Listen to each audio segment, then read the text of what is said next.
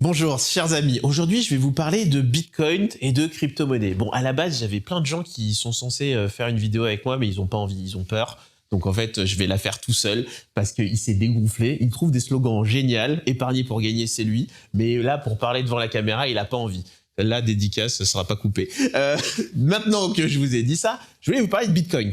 Le Bitcoin, la crypto-monnaie, c'est une révolution qui, sur plein d'aspects, est extrêmement intéressante parce que finalement, c'est un nouveau mode, c'est une monnaie totalement décentralisée qui n'est pas manipulable, qui n'est pas contrôlable. Je vous rappelle que depuis quelques années, à la base, à l'origine, la monnaie était censée être reliée à une valeur réelle. Et puis, depuis les accords de Bretton Woods, je vous fais pas un cours d'économie, maintenant, le dollar n'est relié finalement à aucune valeur réelle, ce qui veut dire qu'on peut faire tourner la planche à billets et donc créer de la monnaie de façon presque illimitée. C'est la même chose finalement pour l'euro et on se retrouve aujourd'hui dans un marché où en fait on ne sait pas quelle est la valeur réelle de la monnaie puisque les États peuvent à discrétion décider de créer et d'augmenter ou de réduire la taille de la masse monétaire.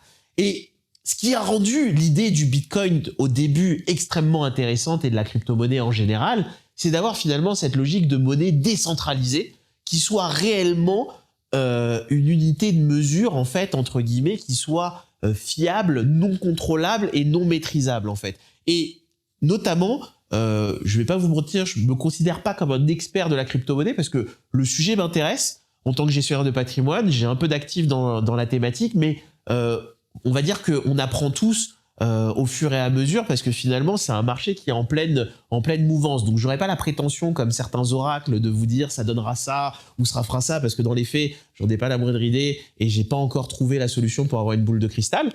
Dès que je la trouve je vous en parle mais là pour l'instant je l'ai pas. Par contre ce que je peux vous dire et ce qui rend le Bitcoin à mon sens très intéressant c'est que finalement on est sur un concept de masse monétaire finie. On connaît le nombre d'unités à la fin totale du Bitcoin. Et aujourd'hui, on est dans une monnaie virtuelle qui commence à se démocratiser, qui commence à être de plus en plus suivie, achetée par des institutionnels et qui devrait, à moyen terme, être de plus en plus utilisée même dans la vie quotidienne, puisqu'aujourd'hui, on peut avoir des cartes bleues qui sont reliées finalement à de la crypto-monnaie, ce qui permet de l'utiliser dans sa vie au quotidien. Et donc, ce qui rend la chose très intéressante, c'est que s'il y a bien un peu comme on peut l'avoir sur les matières premières, une quantité finie, ça veut dire que de facto, si cette matière est de plus en plus utilisée, elle a une valeur qui est censée monter. C'est pour ça qu'on entend aujourd'hui des gens qui disent que dans 10 ans, un Bitcoin vaudra 1 million d'euros. Alors c'est d'autant plus marrant d'en parler aujourd'hui que on a connu déjà avec le Bitcoin, notamment en 2017, un cycle assez impressionnant où on a connu des pics et puis on a connu une chute dans la foulée. Donc on avait quelques influenceurs stars qui avaient dit aux gens « Oubliez votre livret A, mettez tout en Bitcoin ». Je crois que c'est un conseil de Nabila. Bon, comme elle est relativement populaire, ça peut être peut-être intéressant à voir. Plus sérieusement, pour le coup, en réalité, ce qu'il faut avoir en tête, il faut traiter le Bitcoin comme vous traitez une action classique. Je prends souvent cet exemple-là. Moi, il y a quelques années, la première fois que j'ai fait un investissement dans les matières financières, j'ai investi dans des actions d'Alstom. À l'époque, Alstom allait mal et les actions devaient valoir 2 € et des poussières.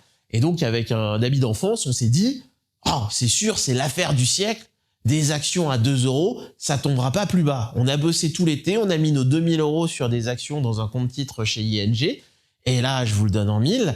Je sais plus ce qui s'est passé, peu importe, les actions sont tombées à 80 centimes. Alors, quand vous passez de 2 € l'action à 80 centimes, votre argent, il a divisé par 2. Et là, quoi qu'il arrive, si c'était le seul argent que vous aviez, vous êtes pas bien. Et autant vous dire, on va pas se mentir, que j'ai pas été bien pendant 6 mois parce que c'est resté bas pendant 6 mois et puis à un moment c'est remonté. Et quand c'est remonté, j'ai revendu en fait, en me disant que je ferais plus jamais ça. Et dans le Bitcoin, c'est un peu la même logique. Aujourd'hui, on sait, a priori, vu la façon dont c'est entre guillemets, dont ça se développe, le fait que la monnaie soit terminée, que les États, hormis les Chinois, pour l'instant, les États, entre guillemets, laissent faire, et la chose est tellement en train de s'ancrer qu'on ne voit pas les États réussir à empêcher le développement de la crypto-monnaie, mais on peut se tromper là-dessus, on se dit qu'on est sur quelque chose qui, à moyen long terme, devrait vraiment prendre de la valeur. Donc ça a du sens d'investir de l'argent dans la classe d'actifs, mais dans une logique de diversification. Alors diversification, ça veut dire quoi? Ça veut dire que vous mettez de l'argent dont vous n'avez pas besoin. Vous mettez de l'argent que vous pouvez perdre. Vous mettez de l'argent, s'il disparaît, bon, vous serez triste, hein, forcément, mais vous ne serez pas non plus en train de pleurer au bar ou en terrasse, si les terrasses sont ouvertes, le samedi soir. Ce qu'il faut avoir en tête quand on parle de diversification en gestion de patrimoine, souvent on dit 5% de votre patrimoine maximum. Ça veut dire que si vous avez, je dis n'importe quoi, 100 000 euros de liquidité, il ne faut pas mettre plus de 5 000 euros concrètement sur du Bitcoin, parce que si vous le perdez, ça a un impact non négligeable. Alors, moi j'aurais tendance à vous dire aujourd'hui, c'est intéressant à mon sens d'investir dans cette classe d'actifs de façon diversifiée, en mettant un peu de fonds là-dessus pour voir ce que ça va donner. Et puis après, de toute façon, et le deuxième conseil que je peux vous donner, c'est surtout de ne regarder pas tous les jours le cours, parce que si vous regardez tous les jours le cours, il y a des jours où vous allez être super heureux, il y a des jours où vous allez être malheureux, et ça n'a pas de sens en fait, parce que c'est un investissement qu'il faut faire dans une perspective 10 ans, en se disant, peut-être que dans 10 ans, ça vaudra 3, 4, 5 fois plus, et à ce compte-là, ça a du sens de mettre des fonds dans cette direction-là. Si vous avez besoin d'infos, si vous avez besoin de conseils, si vous avez besoin tout simplement qu'on vous fasse un bilan patrimonial, vous n'hésitez pas, sous la vidéo, il y a des liens, soit pour contacter l'équipe, soit pour faire un bilan patrimonial, soit pour regarder nos masterclass sur le placement financier.